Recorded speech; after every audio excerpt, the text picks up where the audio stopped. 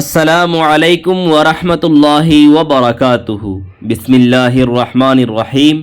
صلی اللہ تعالی علی محمد صلی اللہ تعالی علیہ وآلہ وسلم۔ ناظرین اکرام، آج ہم جانیں گے کبوتروں کو گھر میں پالنا کیسا ہے۔ کبوتر گھر میں پالنے سے کیا ملتا ہے، کیا حاصل ہوتا ہے، کبوتر کو گھر میں پالنے سے برکت ملتی ہے یا نہیں، اور اگر کسی نے کبوتر کو تکلیف دی تو اس پر کیا حکم ہوگا۔ ناظرین اکرام، کبوتر ایک ایسا پرندہ ہے جو حضور نبی کریم صلی اللہ تعالی علیہ وسلم نے پرندوں میں سے سب سے زیادہ پسندیدہ پرندہ فرمایا۔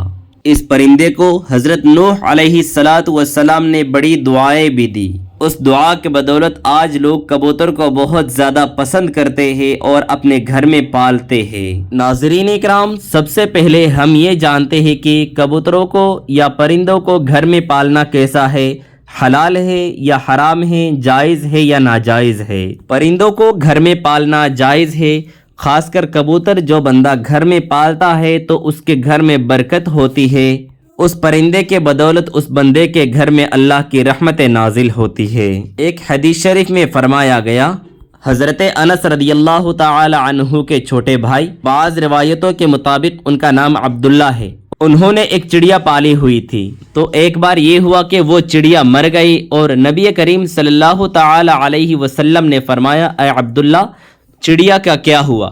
اس حدیث سے یہ پتہ چلتا ہے کہ گھر میں چڑیا وغیرہ پالنا جائز ہے، اور چڑیا پالنے کا شریعت میں ایک ضوابط بنایا گیا ہے کہ آپ کس صورت میں گھر میں چڑیا پال سکتے ہیں۔ جب اس کے آپ بار بار کھانا ڈال سکتے ہیں، بار بار دانہ ڈال سکتے ہیں، پانی ڈال سکتے ہیں، اس کے اوپر کوئی تکلیف نہ گزرے، اس صورت میں آپ گھر میں چڑیا پال سکتے ہیں۔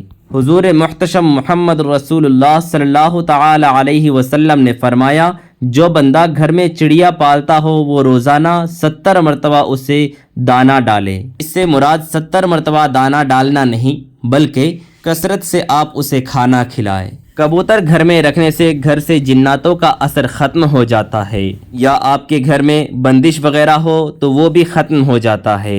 لیکن کچھ لوگوں کا ماننا یہ ہے کہ گھر میں کبوتر رکھنے سے جنات وغیرہ اثرات بڑھ جاتا ہے، کیونکہ کبوتر بہت زیادہ ویرانی پسند کرتے ہیں اور ویرانے میں جناتوں کا اثر بہت زیادہ ہوتا ہے۔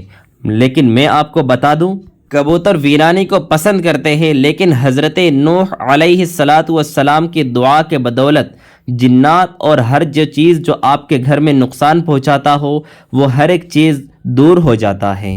اور اگر آپ کبوتر پالتے ہیں تو اس کے اچھے طریقے سے خیال رکھیں تاکہ اس کے اوپر سے کوئی تکلیف نہ گزرے، نہ اسے بھوکا رہنے دے نہ پیاسا رہنے دے، بلکہ اسے بھرپیٹ کھانا پینا کھلائے۔ اگر وہ پرندہ ایک بار شکمسیر ہونے کے بعد اللہ تعالیٰ سے دعا کر دے، اے میرے پروردگار، جس طریقے سے میرے مالک نے مجھے شکمسیر کیا اس طریقے سے اس کے سارے حاجتوں کو پورا فرما، تو یاد رکھنا اللہ تعالیٰ اس کبوتر کی دعا کو رد نہیں فرمائے گا۔ اور اگر آپ کبوتر کے صحیح طریقے سے کھانا نہیں دے سکتے، اس کے دھیان نہیں رکھ سکتے، تو برائے کرم آپ کبوتر وغیرہ نہ پالیں، ورنہ آپ پر پرندوں کے بد دعا لگ جائے گی، اور اس بد دعا کی وجہ سے آپ کی دنیا و آخرات برباد ہو جائے گا۔ اکثر ہم کسی بھی درگاہ یا پھر مدینہ شریف یا پھر مکہ شریف یا پھر وہاں پہ کسی بھی پہاڑ کی طرف جب نظر اٹھتی ہے، وہاں پر کبوتر ہی کبوتر نظر آتی ہے، کیونکہ کبوتر کو انبیاء اکرام اور ہمارے اکابرین نے پسند فرمایا ہے۔ اس وجہ سے کبوتر گھر پر رہنے سے برکتیں رحمتیں ہوتی ہے، کیونکہ صبح سویرے اللہ تعالیٰ کا نام سب سے پہلے کبوتر ہی لیتا ہے، اللہ تعالیٰ کے ذکر و عبادات میں مشغول رہتا ہے، اور جس کے گھر میں یہ کبوتر ہوتا ہے اسی گھر میں اللہ تعالیٰ کے فرشتے بھی اترتے ہیں۔ اسی لیے اگر کسی نے اپنے گھر میں کبوتر پال رکھا ہے تو اس کے بھرپور خیال رکھے، اس پر کوئی کمی نہ آنے دیں۔ جس طریقے سے کبوتر کی دعا بھی کام میں آتی ہے، اسی طریقے سے کبوتر کی بد دعا بھی بڑی جلدی قبول ہوتی ہے۔ جس بندے پر کبوتر کی بد دعا لگ گئی ہو، اس بندے کی دنیا و آخرات خراب ہو جاتا ہے، کیونکہ جانور یا پرندوں کو تکلیف دینا بہت بڑا گناہ ہے۔ باہر کے کبوتر یا پھر پرندوں سے آپ بڑے ثواب کما سکتے ہو۔ کتابوں میں آتا ہے، آپ کے گھر میں جو بچے ہوئے کھانا ہے، آپ اس کھانے کو کچرے ڈبے میں یا ادھر ادھر نہ پھینکیں، کیونکہ اس بچے ہوئے کھانے پر پرندوں کا یا جانوروں کا حق ہوا کرتا ہے اور ہر کسی کو اپنا حق پا لینا چاہیے۔